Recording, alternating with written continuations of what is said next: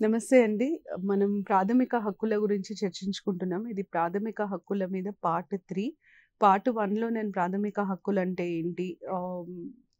ప్రాథమిక హక్కులకి ఇతర చట్టపరమైన హక్కులకుండే తారతమ్యాలు, డిఫరెన్సెస్ ఏంటి? ప్రాథమిక హక్కుల క్లాసిఫికేషన్, వాటి క్యారెక్టరిస్టిక్స్ గురించి డిస్కస్ చేశాను. రెండవ పార్ట్‌లో నేను ఆర్టికల్ 12, 13, 14, 15 ఈ 4 ఆర్టికల్స్ కవర్ చేశాను. ఇప్పుడు ఆర్టికల్ 16తో మొదలుపెడుతున్నాను. ప్రకరణ 15, ప్రకరణ 16 దాదాపుగా దగ్గరలో ఉంటాయి. కాకపోతే కొన్ని డిఫరెన్సెస్ ఉంటాయి. ఆర్టికల్ 15 ఏమంటదంటే నో డిస్క్రిమినేషన్ అని అంటది. నో డిస్క్రిమినేషన్ ఎక్కడ అన్నది ఆర్టికల్ 15 చెప్పదు. దాని అర్థం ఏంటంటే అది అన్నిటికీ వర్తిస్తుంది. నో డిస్క్రిమినేషన్ అన్నది అన్నిటికీ వర్తిస్తుంది. ఏ స్పియర్‌లోనైనా డిస్క్రిమినేషన్ ఉండకూడదు. కానీ ఆర్టికల్ 16 అనేది చాలా స్పెసిఫిక్. అదేమంటుందంటే no discrimination in public employment. Public ఎంప్లాయ్‌మెంట్‌లో మాత్రమే డిస్క్రిమినేషన్ ఉండకూడదు అని చెప్తుంది. అయితే అప్లికేషన్ ఆధారంగా చూస్తే అంటే అది ఎక్కడ వర్తిస్తుంది అన్నది ఆధారంగా చూస్తే 15 చాలా వైడర్ స్కోప్ ఉంటది. 15 has a lot of scope. ఎందుకంటే no discrimination it's an open ended question. No discrimination అని చెప్తుంది కాబట్టి వైడ్ స్కోప్ ఉంటుంది. 16 పబ్లిక్ ఎంప్లాయ్‌మెంట్‌కి మాత్రమే పరిమితం అవుతుంది. అయితే no discrimination in public employment 16లో కూడా మనకి చాలా క్లాజెస్ ఉంటాయి. 16 క్లాజ్ 1 ఏమంటదంటే no discrimination in public employment అని అంటుంది. పబ్లిక్ ఎంప్లాయ్‌మెంట్ అన్న పదం చాలా స్పెసిఫిక్‌గా చెప్పడం జరిగింది కాన్స్టిట్యూషన్‌లో. పబ్లిక్ ఎంప్లాయ్‌మెంట్‌లో డిస్క్రిమినేషన్ ఉండడానికి వీల్లేదు. క్లాజ్ 2 ఏమంటుందంటే పబ్లిక్ ఎంప్లాయ్‌మెంట్‌లో డిస్క్రిమినేషన్ ఉండకూడదు అంటున్నాం. ఏ ఆధారంగా విభేదం ఉండకూడదు లేదా డిఫరెన్స్ ఉండకూడదు అని అంటే గ్రౌండ్స్‌ని మాత్రం ఆర్టికల్ 16 క్లాజ్ 2లో చెప్తారు. అయితే నేను ఇంతకుముందు లాస్ట్ ఎపిసోడ్‌లో కూడా చెప్పాను. గ్రౌండ్స్ ఆర్టికల్ టు ఆర్టికల్ మారతాయి. 15 క్లాజ్ 1లో ఉండే గ్రౌండ్స్ వేరు. 16 కింద ఉండే గ్రౌండ్స్ వేరు. ఇప్పుడు 15లో ఉన్న గ్రౌండ్స్, 16లో ఉన్న గ్రౌండ్స్ మనం పోల్చి చూస్తే 16లో race, religion, caste, sex, place of birth, descent, place of residence ఇవన్నీ ఉన్నాయి. 15లో మాత్రం race, religion, caste, sex, place of birth మాత్రమే ఉంటాయి.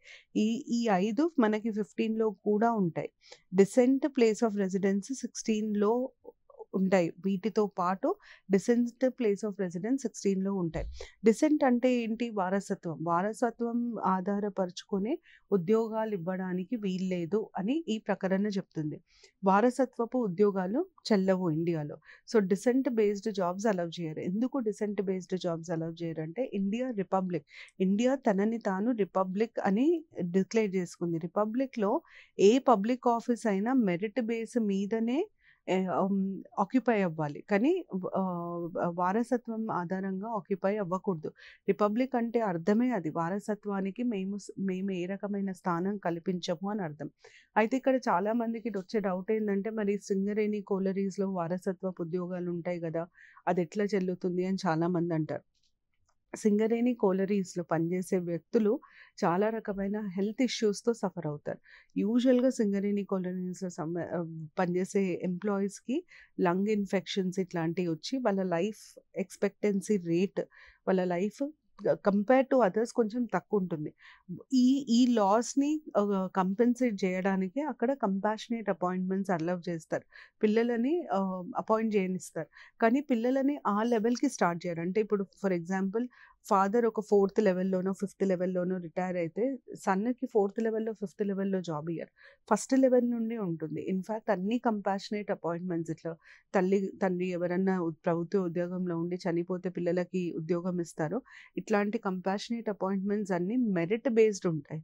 ఉదాహరణకి ఒక సెక్షన్ ఆఫీసర్ చనిపోతే కొడుకుని తీసుకెళ్ళి సెక్షన్ ఆఫీసర్ చేయరు. ఆయన మళ్ళీ అసిస్టెంట్ లాగానే జూనియర్ అసిస్టెంట్ లాగానే స్టార్ట్ చేయాలి. ఒకవేళ కొడుకు ఇంటర్ వరకే చదువుంటే జూనియర్ అసిస్టెంట్ లెవెల్ నుండే స్టార్ట్ అయితది. సో, వాళ్ళ చదువుని బట్టి కంపాషనేట్ అపాయింట్మెంట్స్ ఉంటాయి. ప్లేస్ ఆఫ్ రెసిడెన్స్ ఎందుకు అలౌ చేయము అంటే మన దగ్గర సింగిల్ సిటిజన్‌షిప్ ఉంటుంది. సింగిల్ సిటిజన్‌షిప్ ఉంది కాబట్టి రాష్ట్రాలు అక్కడ లోకల్ రిజర్వేషన్ ఇవ్వడానికి వీల్లేదు. అయితే మీరు ఇక్కడ లోకల్ అంటే కన్‌ఫ్యూజ్ అవ్వద్దు. లోకల్ రిజర్వేషన్ లేదంటుంది మేడం 95% ఉంది కదా తెలంగాణలో అంటారు. లోకల్ రిజర్వేషన్ వేరు, నేటివిటీ బేస్డ్ రిజర్వేషన్ వేరు. నేటివిటీ బేస్డ్ రిజర్వేషన్ ఇండియాలో వర్తించదు. నేటివిటీ బేస్డ్ రిజర్వేషన్ అంటే ఇప్పుడు మార్వాడీస్ ఉన్నారు. మార్వాడీస్ అనే వాళ్ళు మార్వాడ్ అనే ఒక ప్లేస్‌కి, ఒక ప్రాంతానికి చెందిన వ్యక్తులు. ఈ మార్వాడ్ అన్న ప్రాంతము రాజస్థాన్‌లో ఉంది. సో, మార్వాడీస్ అందరికీ రాజస్థాన్‌లో రిజర్వేషన్ ఇస్తే అది నేటివిటీ బేస్డ్ రిజర్వేషన్. కానీ మనం ఏమంటున్నాం local based, residence based reservation. ఇప్పుడు నేను ఇక్కడ 20 ఏళ్ళు ఉన్నాను కాబట్టి నాకు నన్ను లోకల్‌గా పరిగణిస్తారు. నేను ఎక్కడి నుండన్నా వచ్చుండొచ్చు. నా ఆరిజిన్ ఏదన్నా అయ్యుండొచ్చు. ఇండియాలో లోకల్ రిజర్వేషన్ మాత్రమే అలౌ చేస్తారు. నేటివిటీ బేస్డ్ రిజర్వేషన్ అలౌ చేయరు. అయితే ఇక్కడ ప్లేస్ ఆఫ్ రెసిడెన్స్ మెన్షన్ చేయడానికి రీజన్ ఏంటంటే, ప్లేస్ ఆఫ్ రెసిడెన్స్ ఆధారంగా ఇచ్చే రిజర్వేషన్‌ని పార్లమెంట్ మాత్రమే ఇవ్వగలుగుతుంది. స్టేట్ లెజిస్లేచర్ ఇవ్వడానికి వీలుండదు. ఈ 1, 2 అన్నవి నో డిస్క్రిమినేషన్ అని చెప్తాయి. 3 నుండి మనం గమనించుకుంటే ఏమైతదంటే, డిస్క్రిమినేషన్ ఉండొచ్చు. కానీ దాన్ని మనము వయోలేషన్ లాగా కన్సిడర్ చేయం. Reservations on basis of residence is allowed. కానీ దీన్ని పార్లమెంట్ బైలో ఇవ్వాలి. పార్లమెంట్ ద్వారానే ఈ రిజర్వేషన్స్ ఇవ్వచ్చు. మరి ఎందుకు అలౌ చేస్తున్నాము? ఇప్పుడు మీరు ఆంధ్రాని, తెలంగాణనే కంపేర్ చేసుకోండి.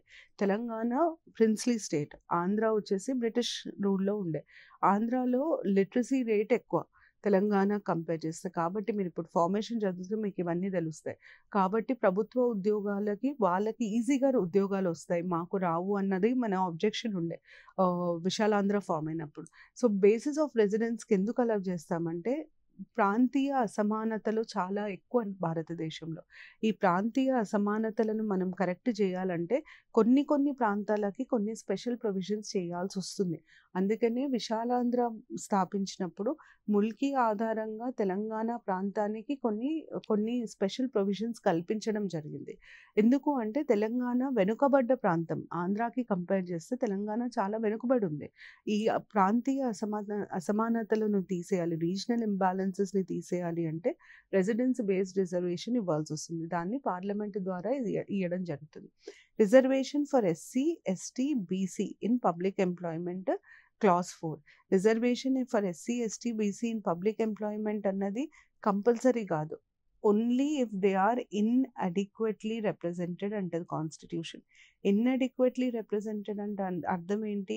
కావాల్సిన స్థాయిలో వాళ్ళు ఒకవేళ గవర్నమెంట్ ఉద్యోగాలలో లేకపోతే అప్పుడు మీరు వాళ్ళకి రిజర్వేషన్ ఇయ్యొచ్చు అని అర్థం. మరి వాళ్ళు కావాల్సిన స్థాయిలో ఉన్నారా లేదా నాకెట్లా తెలుస్తుంది అంటే, ఇప్పుడు పాపులేషన్ 100% పాపులేషన్‌లో ఎస్సీస్ 15% అనుకుందాం. అప్పుడు అన్ని ప్రభుత్వ ఉద్యోగాలలో 15% ఎస్సీస్ ఉండాలి. ఇది అడిక్వేట్ రిప్రజెంటేషన్. పాపులేషన్ ఆధారంగా వాళ్ళు కంపేర్ చేసుకుంటారు. జనాభా ఆధారంగా కంపేర్ చేసుకొని, జనాభాలో వాళ్ళు ఎంత పర్సెంటేజ్ ఉన్నారో అంత పర్సెంటే వాళ్ళకి సీట్స్ రావాలి. వాళ్ళకి రిజర్వేషన్ ఇవ్వాలి అని అంటుంది కాన్స్టిట్యూషన్. అంటే ఈ జనాభా ఆధారంగా చేయాలి అని కాన్స్టిట్యూషన్‌లో డైరెక్ట్‌గా రాసలేదు. కానీ మనం వాడుకలో అంటే ఇంప్లిమెంటేషన్ మనం జనాభా ఆధారంగా కంపేర్ చేసి రిజర్వేషన్ ఇస్తాం. అంటే నేను ఇక్కడ చెప్పాలనుకుంది ఏంటంటే, రిజర్వేషన్ అనేది రాజ్యాంగం ప్రొవైడ్ చేస్తుంది. కానీ రిజర్వేషన్ కంపల్సరీ కాదు. రిజర్వేషన్‌కి కొన్ని కండిషన్స్ ఉంటాయి. కండిషన్ ఏంటి అంటే ఇన్‌అడిక్వేట్ రిప్రజెంటేషన్. ఈ ఆర్టికల్ కింద కండిషన్ ఇన్‌అడిక్వేట్ రిప్రజెంటేషన్. తర్వాత రిజర్వేషన్ ఇన్ ప్రమోషన్స్ 4A అన్న క్లాజ్‌ని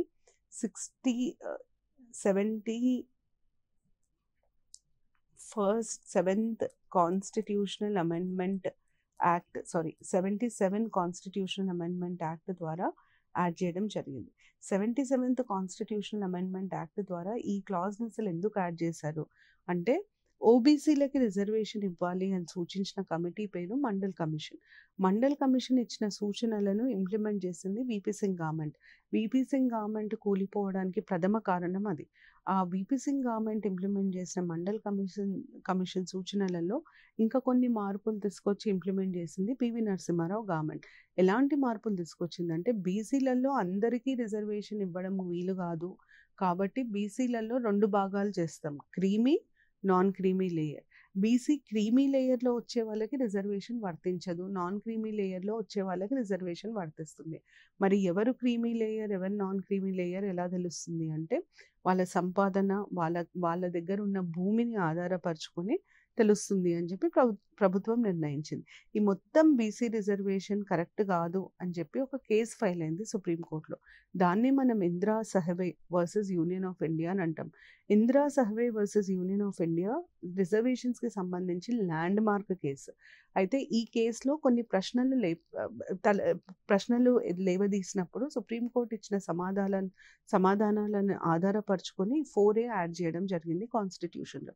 అయితే ఎలాంటి ప్రశ్నలు తలెత్తాయి? మొదటి ప్రశ్న ఏంటంటే, మీరు బీసీలలో క్రీమీ నాన్ క్రీమీ అంటున్నారు, ఇది రాజ్యాంగబద్ధమేనా అని సుప్రీంకోర్టుని అడిగారు. అప్పుడు సుప్రీంకోర్టు ఏం చెప్పిందంటే, బీసీలలో క్రీమీ నాన్ క్రీమీ అనే ఈ క్లాసిఫికేషన్ రాజ్యాంగబద్ధం అని చెప్పింది. ఎందుకంటే బీసీలు ప్రాంతం నుండి ప్రాంతం మీరు కంపేర్ చేసుకుంటే బీసీల స్టేటస్ స్టేట్ టు స్టేట్ మారుతుంది. ఉదాహరణకి మన దగ్గర యాదవ్లు ఉంటారు, బీహార్లో యూపీలో కూడా యాదవ్లు ఉంటారు. యాదవ కులానికి చెందిన వాళ్ళు బీసీలలో వస్తారు. కానీ యూపీలో బీహార్లో యాదవులకు ఉన్నంత పవర్, వాళ్ళకున్న స్టేచర్ మనకి తెలుగు రాష్ట్రాలలో ఉండదు. ఎందుకంటే యూపీ బీహార్లో యాదవులు చాలా ఎక్కువ పాపులేషన్లో, వాళ్ళు ల్యాండ్ ఓనింగ్ కమ్యూనిటీ, వాళ్ళు ఎకనామిక్గా చాలా స్ట్రాంగ్, పొలిటికల్గా చాలా స్ట్రాంగ్. సో వాళ్ళకి రిజర్వేషన్, వీళ్ళకి రిజర్వేషన్ అన్నప్పుడు వీళ్ళు తక్కువ స్థాయిలో ఉన్నారు, అందుకనే వీళ్ళకి రిజర్వేషన్ వర్తించాలి. ఈ లాజిక్ మీద క్రీమీ నాన్ క్రీమీ లేయర్ అన్న డివిజన్ని సుప్రీంకోర్టు సమర్థించింది. అయితే రెండో ప్రశ్న ఏమడిగారంటే, సరే మీరు ఇప్పుడు అసమానతలు ఉన్నాయి కాబట్టి వీళ్ళకి రిజర్వేషన్ ఇస్తున్నామని అంటున్నారు, వీళ్ళు సమంగా లేరు, ఎవరైతే తక్కువ స్థాయిలో ఉన్నారో వాళ్ళకి రిజర్వేషన్ ఇస్తామని అంటున్నారు. మంచిది, ఇనీషియల్గా మీరు అపాయింట్ చేసినప్పుడు రిజర్వేషన్ ఇచ్చారు, బాగుంది.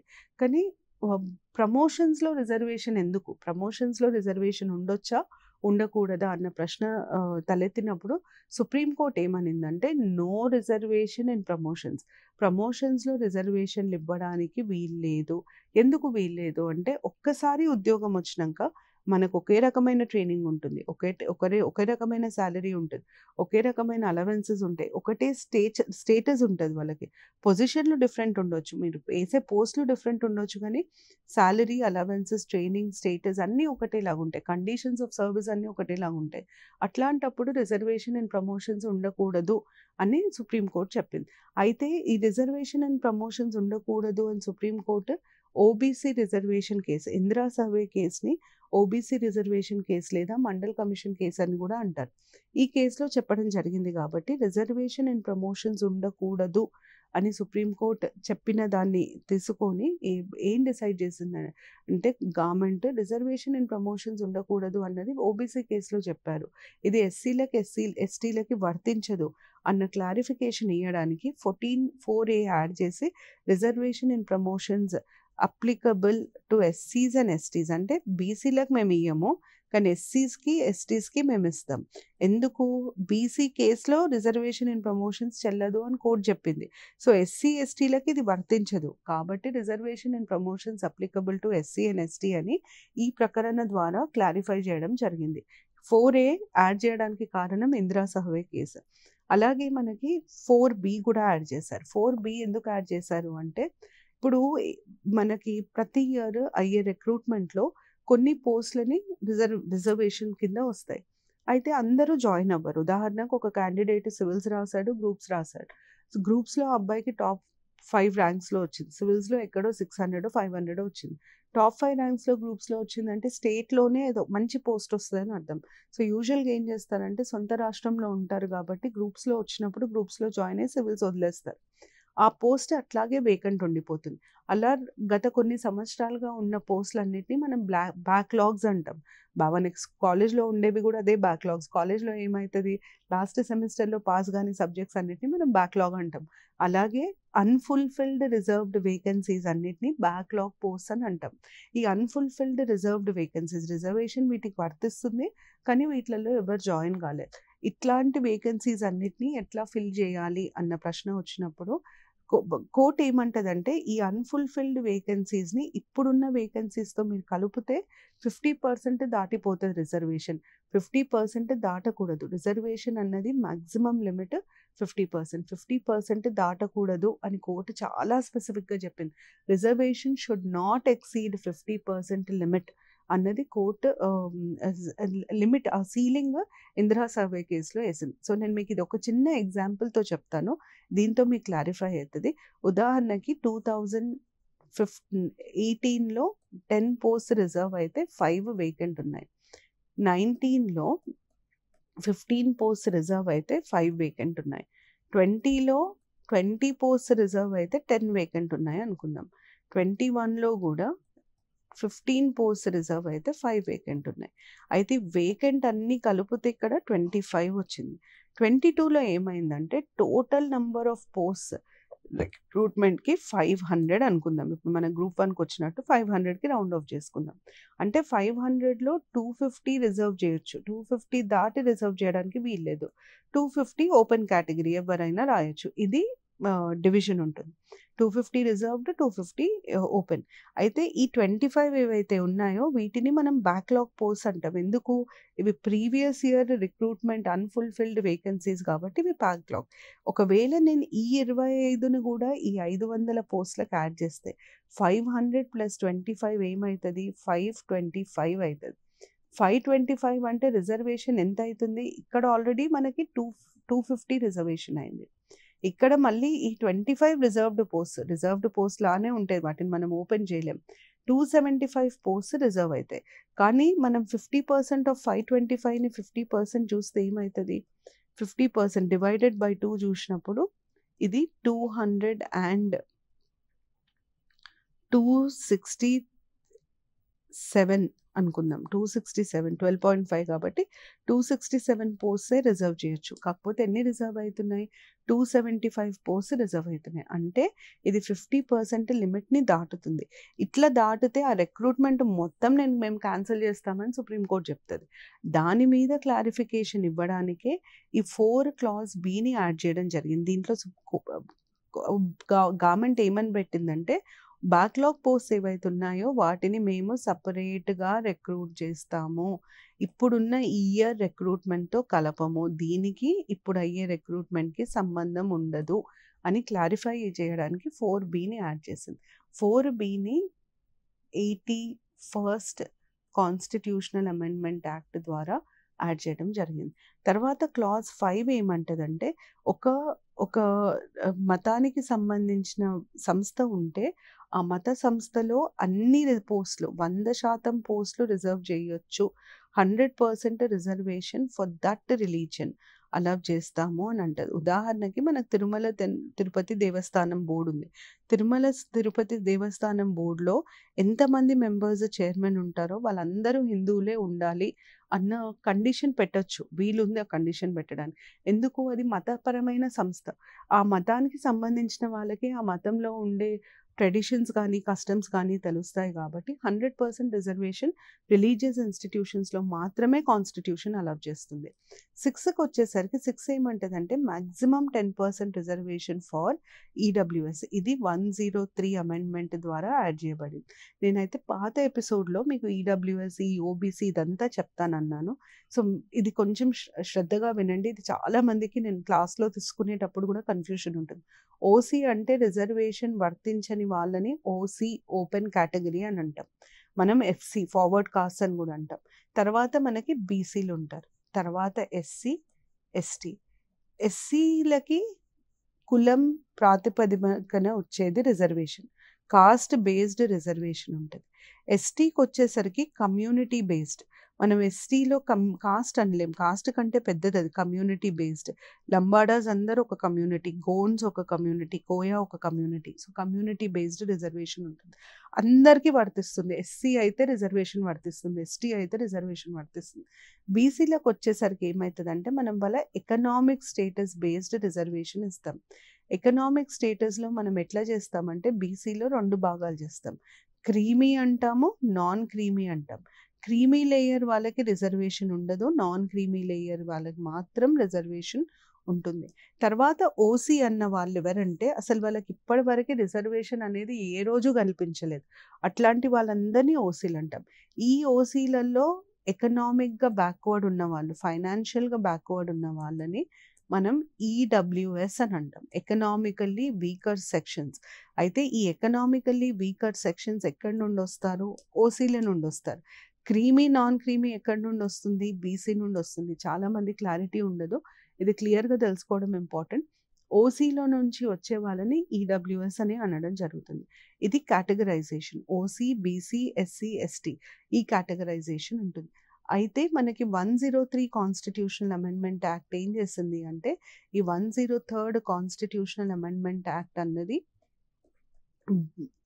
ఈడబ్ల్యూఎస్ రిజర్వేషన్‌కి సంబంధించింది.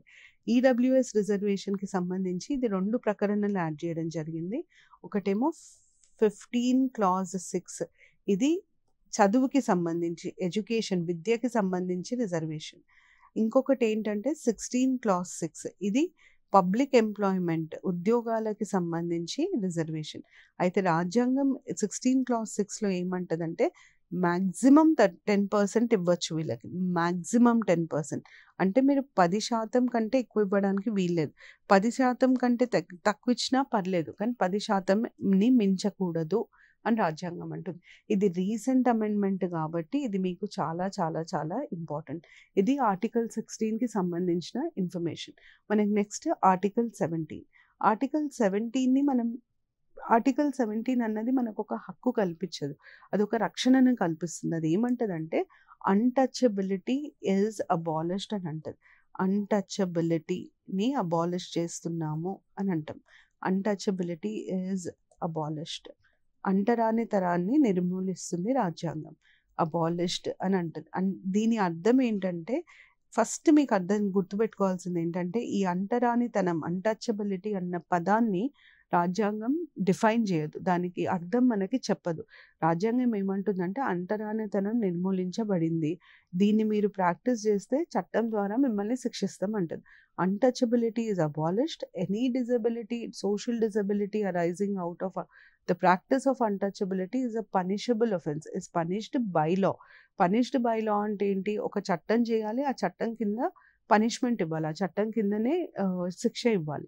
అందుకనే మన దగ్గర ఫస్ట్ చేసిన చట్టం ప్రివెన్షన్ ఆఫ్ అన్‌టచబిలిటీ యాక్ట్. దాన్ని మళ్ళీ సవరించి దాని పేరు మార్చి సివిల్ రైట్స్ యాక్ట్ లాగా తీసుకొచ్చారు. ఈ రెండు చట్టాలు సరిగ్గా పనిచేస్తలేవని కొత్త చట్టం తీసుకొచ్చారు. అది SC ST atrocities act. So మీరు గుర్తుపెట్టుకోవాల్సింది ఏంటంటే 17 అన్‌టచబిలిటీ అనే పదానికి డెఫినేషన్ ఇవ్వదు. 17 ఏమంటదంటే అంటరానితనం నిర్మూలించబడింది. అంటరానితనం ఎవరైనా ప్రాక్టీస్ చేస్తే దాన్ని చట్టం ద్వారా శిక్షిస్తాము అని మాత్రమే 17 చెప్తుంది. తర్వాత మనకున్నది 18 చాలా చాలా ఇంపార్టెంట్. 18 ఏమంటుందంటే అబాలిషన్ ఆఫ్ టైటిల్స్, బిరుదులను తీసేస్తుంది. ఇది abolition of titles except military and academic. ఎందుకు except military and academic? Title అంటే ఏంటి, బిరుదు అంటే ఏంటి, ఎందుకు మిలిటరీ ఇంకా అకాడమిక్ని అలౌ చేస్తారు? మనము మన పేరు ముందు పెట్టుకునే దాన్ని బిరుదు అని అంటాం. బిరుదులు సాధారణంగా వాళ్ళ కేపబిలిటీని బట్టి, అంటే వాళ్ళ కాంట్రిబ్యూషన్ని బట్టి ఇవ్వరు. బిరుదులు అన్నవి వారసత్వంగా వచ్చేవి ఎక్కువ ఉంటాయి. మన దగ్గర వారసత్వము ఉండకూడదు కాబట్టి బిరుదులను మనం అలౌ చేయం. ఒక్కసారి ఒకరికి బిరుదిస్తే వాళ్ళని మిగతా ప్రజలందరికంటే కొంచెం ఎక్కువ స్థాయిలో పెట్టినట్టు అర్థం వస్తుంది. అందుకనే బిరుదులను అలౌ చేయరు. టైటిల్స్ ఎట్లా ఉంటుందంటే titles indicate social status. Titles tell you that you are above the others. అంటే మామూలు ప్రజలు వేరు, ఈ టైటిల్ ఉన్న వ్యక్తులు వేరు అన్నట్టు. మీరు సింపుల్ లాంగ్వేజ్లో చెప్పాలంటే ఇప్పుడు మీకు ఎవరైనా వచ్చి నవాబ్ గారు వస్తున్నారు లేదా రాజా బహదూర్ గారు వస్తున్నారు అంటే ఆ మనిషి ఎవరో తెలియదు, ఆ మనిషి ఏం చేస్తాడో తెలియదు. ఆటోమేటిక్గా మనకు అదొక ఫీలింగ్ వస్తుంది, అరే ఆయన గొప్ప మనిషి, పెద్ద మనిషి, ఆయనను రెస్పెక్ట్ చేయాలి. ఆయనకి మనం తగ్గి ఉంటాం. ఈ అసమానతలు ఉండకూడదు కాబట్టి టైటిల్స్ని అబాలిష్ చేయడం జరిగింది. మరి మిలిటరీ ఇంకా అకాడమిక్ని ఎందుకు అలౌ చేస్తున్నాం? అకాడమిక్, మిలిటరీ టైటిల్స్ అన్నది మనకి వారసత్వంతో వచ్చేది కాదు, మన కష్టం మీద మనకు వచ్చేది. అవి మన అక్వైర్డ్ ఎబిలిటీస్, మనకెవ్వరు ఇచ్చినవి కాదు, మనం కష్టపడి తెచ్చుకున్నవి military and academic. Military titles చాలా ఇంపార్టెంట్, ఎందుకంటే మిలిటరీ టైటిల్స్లో చాలా సీరియస్గా స్ట్రిక్ట్గా లైన్ ఆఫ్ కమాండ్ని ఇంప్లిమెంట్ చేస్తారు. లైన్ ఆఫ్ కమాండ్ అంటే అర్థం ఏంటి? పైన ఎవరు, తర్వాత ఎవరు, తర్వాత ఎవరు, ఆ ఆర్డర్ చాలా క్లియర్గా పాటించాలి. సో మిలిటరీలో టైటిల్స్ కంపల్సరీగా, ఇప్పుడు కర్నల్ అంటారు, లెఫ్టినెంట్ జనరల్ అంటారు, తర్వాత సిపాయి అంటారు, ఇవన్నీ టైటిల్స్. ఈ సుబేదార్ అంటారు, ఈ టైటిల్స్ని క్లియర్గా పెట్టుకోవాలి. అకాడమిక్ ఎందుకు ఇంపార్టెంట్ అంటే అకాడమిక్ నా అచీవ్‌మెంట్ అది. నేను నలుగురికి నేను ఇది అచీవ్ చేశానని చూపియడానికి ఉంటుంది. వేరే వాళ్ళకి గూడా మన దగ్గరికి దేనికి రావచ్చు, దేనికి రాకూడదు అన్న ఒక క్లారిటీ ఇవ్వడానికి అకాడమిక్ టైటిల్స్‌ని అలౌ చేస్తారు. అయితే 4 ప్రకరణలుంటాయి. మొదటి ప్రకరణ ఏమంటదంటే స్టేట్ కెనాట్ కన్ఫర్ టైటిల్స్. అంటే స్టేట్ అనే పదం కింద వచ్చే ఏ సంస్థ గూడా ఎవ్వరికీ ఎలాంటి బిరుదు ఇవ్వడానికి వీల్లేదు. State cannot confer titles. They ఫార్మల్‌గా మనం ఎవ్వరికీ టైటిల్స్ ఇవ్వలేం. లాస్ట్‌కి మహాత్మా గాంధీ అంటాం. ఆ మహాత్మా అన్న బిరుదు దేశం ఇచ్చింది గాదు. అంటే స్టేట్ ఇచ్చింది గాదు. రాజ్యం ఇచ్చింది గాదది. సో, మహాత్మా అన్నది పాపులర్ టైటిల్. మహాత్మా అన్న బిరుదు ఆహ్, ఆహ్, గాంధీ గారికి రవీంద్రనాథ్ ఠాగూర్ గారు ఇచ్చారు. దాని తర్వాత అందరం వాడడం మొదలుపెట్టాం. సో, అది పాపులర్ టైటిల్. చే గుర్తింపబడ్డ బిరుదు అది. అంతేగాని రాజ్యం ఇచ్చిన బిరుదు కాదు. రాజ్యం ఎట్టి పరిస్థితులలో ఎవ్వరికీ బిరుదు ఇవ్వడానికి వీల్లేదు. అది 18 క్లాజ్ 1. క్లాజ్ 2 ఏమంటదంటే ఈ దేశ పౌరులు వేరే వాళ్ళ నుండి బిరుదులు తీసుకోవడానికి వీల్లేదు. ఇతర దేశాల నుండి బిరుదులు తీసుకోవడానికి వీల్లేదు. ఉదాహరణకి బ్రిటిష్ రాణి చాలా సార్లు బిరుదులిస్తుంది. లార్డ్, నైట్ ఇవన్నీ బిరుదులు.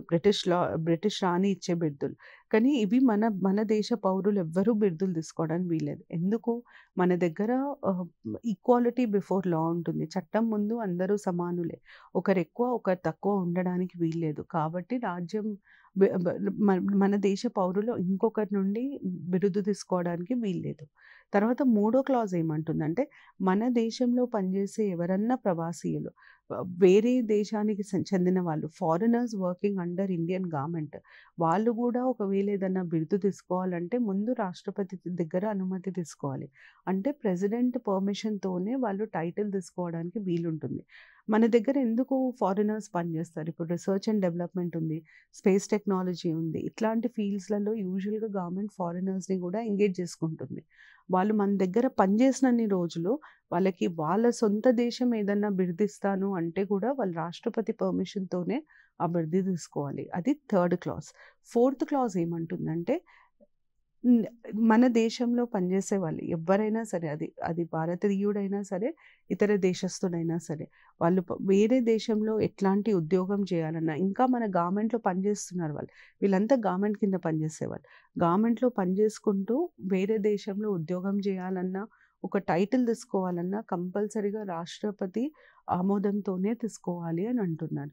దీనికి చిన్న ఎగ్జాంపుల్ చెప్తాను. ఉదాహరణకి నేను ఇస్రోలో ఒక సైంటిస్ట్. ఐయామ్ ష్యూర్ మీ అందరికీ ఇస్రో తెలిసుంటుంది. ఇస్రోలో నేను ఒక సైంటిస్ట్ లాగా పనిచేస్తున్నా. నాకు నాసా నుండి ఒక ఆఫర్ వచ్చింది. నాసాలో మీరు ఒక 4 ఇయర్స్ వచ్చి మా దగ్గర పనిచేయండి అని వాళ్ళు ఆఫర్ ఇచ్చారు. అట్లాంటప్పుడు నేను వెళ్ళి నాసాలో పనిచేయాలంటే ముందు రాష్ట్రపతి దగ్గర అనుమతి తీసుకోవాలి. అయ్యా నేను ఇట్లా ఇస్రో సైంటిస్ట్‌ని ఒక 4 ఏళ్ళు అక్కడ పనిచేసి మళ్ళీ తిరిగి వచ్చి ఇస్రోలో పనిచేస్తాను. నన్ను అనుమతి ఇయ్యండి అని అడగాలి. అది 18 క్లాజ్ 4. మీరు వినుంటారు. కొంతమంది ఐపీఎస్ ఆఫీసర్స్ యూఎన్ మిషన్స్ మీద ఎళ్తారు. యూఎన్ పీస్ కీపింగ్ మిషన్స్‌లో పనిచేయడానికి ఎళ్తారు. వీళ్ళందరూ పర్మిషన్ తీసుకొని ఎళ్ళాలి. ఇవి 4 క్లాజెస్ ఉంటాయి. అయితే మనకి ఇక్కడ చాలా ఇంపార్టెంట్ ఏంటంటే టైటిల్‌కి, అవార్డ్‌కి చాలా తేడా ఉంటది. చాలా మందికి అనుమానం వస్తది. పద్మశ్రీ, భారత్ రత్న అంటారు. మరి భారత్ రత్న సచిన్ టెండూల్కర్, పద్మశ్రీ ఐశ్వర్య రాయ్ ఇట్లా అనొచ్చా అన్న డౌట్ ఉంటుంది. టైటిల్‌కి, అవార్డ్‌కి చాలా తేడా ఉంటది. టైటిల్ అనేది ఒక బిరుదు. అది మామూలుగా వారసత్వంని ఆధారం చేసుకొని ఇచ్చేది. మనం ఏదన్నా చేసినా, చేయకపోయినా ఉట్టిగా ఇచ్చేది గూడా టైటిల్. కానీ అవార్డ్ అన్నది ఎవరికి పడితే వాళ్ళకివ్వరు. ఇప్పుడు నాకొక అవార్డ్ వచ్చిందంటే నేను ఏదో కాంట్రిబ్యూట్ చేసుంటా. ఏదో చేసుంటేనే నాకు అవార్డ్ ఇస్తారు. సో, అవార్డ్ అన్నది మనం చేసిన సేవలకు గుర్తింపుగా ఇచ్చేదాన్ని మనం అవార్డ్ అని అంటాం. మనము సమాజానికి చేసిన మంచి లేదా కాంట్రిబ్యూషన్‌ని గుర్తించి మనకు అవార్డ్ ఇస్తారు. ఆ అవార్డ్‌ని అదొక రికగ్నిషన్. దాన్ని మనం టైటిల్‌గా వాడుకోవడానికి వీల్లేదు. సుప్రీం కోర్ట్‌లో చాలా important case. Balaji Raghavan versus union of India. ఈ కేస్‌లో సుప్రీం కోర్ట్ చాలా క్లియర్‌గా చెప్పింది. అవార్డ్‌ని టైటిల్ లాగా వాడుకోవడానికి వీల్లేదు. మీరు ఒకవేళ అవార్డ్‌ని టైటిల్ లాగా వాడుకుంటే అది చెల్లదు. అంటే మేము అవార్డ్ రిటర్న్ తీసుకోవడానికి స్కోప్ ఉంటుంది. అవార్డే తీసేసుకుంటాం అని చెప్పి సుప్రీం కోర్ట్ చాలా క్లియర్‌గా చెప్పడం జరిగింది.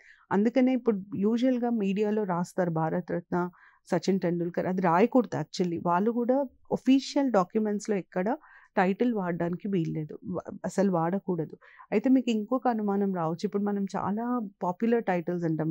మన ఫిల్మ్ ఇండస్ట్రీలో అయితే మెగాస్టార్, సూపర్ స్టార్, బుల్లి star, rising star, falling star అన్ని స్టార్స్ ఉంటారు. మరి ఇవన్నీ టైటిల్స్ కావా అంటే ఇవన్నీ టైటిల్స్, ఇవన్నీ కూడా బిరుదులే. కాకపోతే ఇవి రాజ్యం ఇచ్చిన బిరుదులు కావు. ప్రజలు ఇచ్చిన బిరుదులు. వీటిని మనం పాపులర్ టైటిల్స్ అని అంటాం. వీటిని అలౌ చేస్తారు. కానీ వాళ్ళు వాళ్ళ పేరు ముందు అది పెట్టుకోవద్దు. ఇప్పుడు మెగాస్టార్ చిరంజీవి అని ఎవరైనా ఆర్టికల్ రాస్తే తప్పు లేదు కానీ, నేను మెగాస్టార్ చిరంజీవి అని ఆయన చెప్పుకోవడానికి వీలుండదు. సో, వాళ్ళు టైటిల్‌ని యాక్సెప్ట్ చేయకూడదు. రాజ్యం టైటిల్ ఇవ్వకూడదు. ప్రజలు టైటిల్‌ని యాక్సెప్ట్ చేయకూడదు. రాజ్యం టైటిల్‌ని ఇవ్వకూడదు. ప్రజలు టైటిల్ ఇవ్వచ్చు.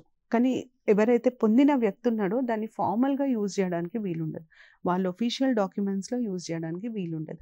ఇది 18 ఆర్టికల్‌కి సంబంధించిన ఇన్ఫర్మేషన్. సో, ఈ ఎపిసోడ్‌లో నేను మీకు 16 article Indra Sawhney versus union of India రిజర్వేషన్‌కి సంబంధించి చాలా ఇంపార్టెంట్ కేసు. దాన్ని మండల్ కమిషన్ కేసు లేదా బీసీ రిజర్వేషన్ కేసు అని కూడా అంటారు. దాని తర్వాత 17, 18 చెప్పాను. 17ని ఇంప్లిమెంట్ చేయడానికి వచ్చిన లాస్ పేర్లు చెప్పాను. ఫస్ట్ వచ్చింది ప్రివెన్షన్ ఆఫ్ అన్‌టచబిలిటీ యాక్ట్ 1955. దాన్ని అమెండ్ చేసి, రీనేమ్ చేసి సివిల్ రైట్స్ యాక్ట్ 1976గా చెప్పారు. తర్వాత మనకి ఎస్సీ, ఎస్టీ అట్రాసిటీస్ యాక్ట్ 1989 వచ్చింది. నేను ఎందుకు మీకు ఇయర్స్ కూడా చెప్తున్నానంటే యూజువల్‌గా మీకు క్వెషన్స్‌లో ఇయర్స్ అడుగుతారు. ఎంసీక్యూస్‌లో ఏ ఇయర్‌లో ఎనాక్ట్ చేశారు అని అడుగుతారు. So, SC, ST atrocities act అన్నది 1989లో వచ్చింది. మీకు ఆర్టికల్ 18కి సంబంధించి అన్నిటికంటే important case Balaji Raghavan versus union of India. ఈ కేసు మీకు లాస్ట్ టైం జరిగిన గ్రూప్ 2 టీఎస్‌పీఎస్‌సీ కండక్ట్ చేసిన గ్రూప్ 2 అంటే తెలంగాణ ఫార్మ్ అయిన గ్రూప్ 2 ఫార్మ్ అయిన తర్వాత వచ్చిన గ్రూప్ 2 ఎగ్జామ్‌లో ఈ కేసు గురించి అడిగారు. Balaji Raghavan versus union of India. ఇవి సమానత్వానికి సంబంధించిన హక్కులు. నెక్స్ట్ ఎపిసోడ్‌లో ఫ్రీడమ్‌కి సంబంధించిన హక్కులు, అంటే స్వేచ్ఛకి సంబంధించిన హక్కులు, వాటి వివరాల గురించి డిస్కస్ చేద్దాం. Thank you. నమస్తే.